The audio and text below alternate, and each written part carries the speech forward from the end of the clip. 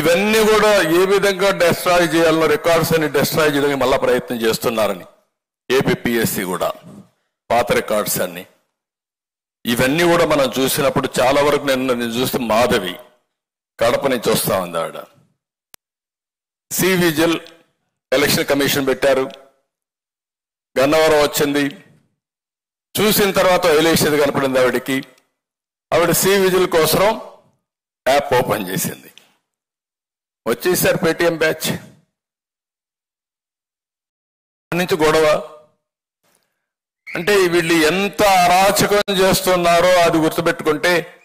మాధవి గట్టిగా నిలబడుకొని మీరు ఏం చేస్తారో చేయండి అన్యాయం జరిగితే పోరాడతా నిలబడి పోరాడిన ఆడబిడ్డ మాధవి ఆ ధైర్యం వల్ల రావాలి అంటే మీరు గుర్తుపెట్టుకోవాల్సింది ఎంత దుర్మార్గంగా ఉండాలో మనం గుర్తుపెట్టుకోవాల్సిన అవసరం ఉంది ఇంకొక పక్కన మొన్నే మనం చాలా ఇన్సిడెంట్లు కూడా చూసాం సిబిఐ మన రాష్ట్రంలో సిబిఐ పరిస్థితి బాబాయ్ గొడ్డలపేట కేసులో 5 ఏళ్ళు అయింది 5 ఏళ్ళు అయితే ఇంకా జరుగుతానే ఉంది ఎన్ని ట్విస్టులు వచ్చాయో చూసాం కడాన సిబిఐ ఆఫీసర్ ఎవరైతే ఇన్వెస్టిగేషన్ చేస్తున్నాడో ఆయన మీదనే కేసు పెడితే ఆయన హైకోర్టుకు వచ్చి యాంటిసిపేటరీ బెయిల్ తీసుకున్నాడు కెన్ యూ ఇమాజిన్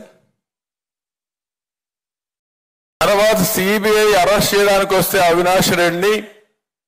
కర్నూలులో లా అండ్ ఆర్డర్ ప్రాబ్లం వచ్చేస్తుంది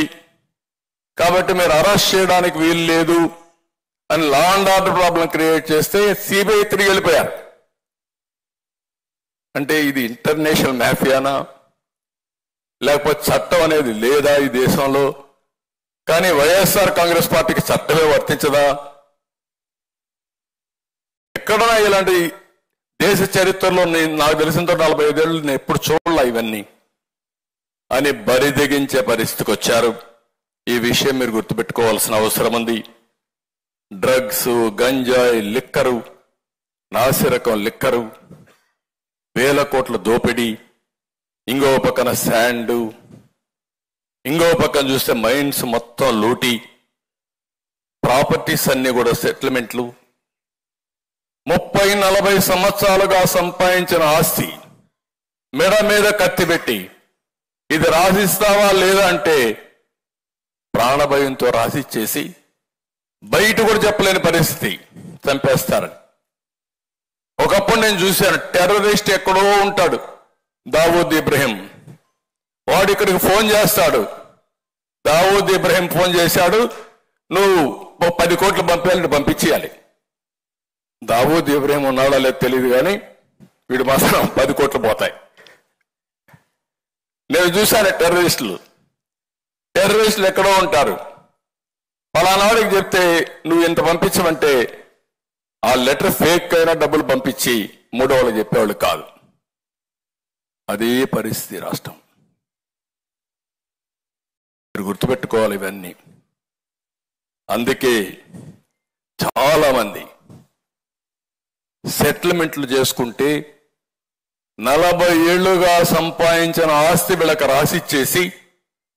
వాటా రాయించే వాళ్ళు ఉన్నారు టోటల్గా రాయించే వాళ్ళు ఉన్నారు లేకపోతే వదిలేసుకున్న వాళ్ళు ఉన్నారు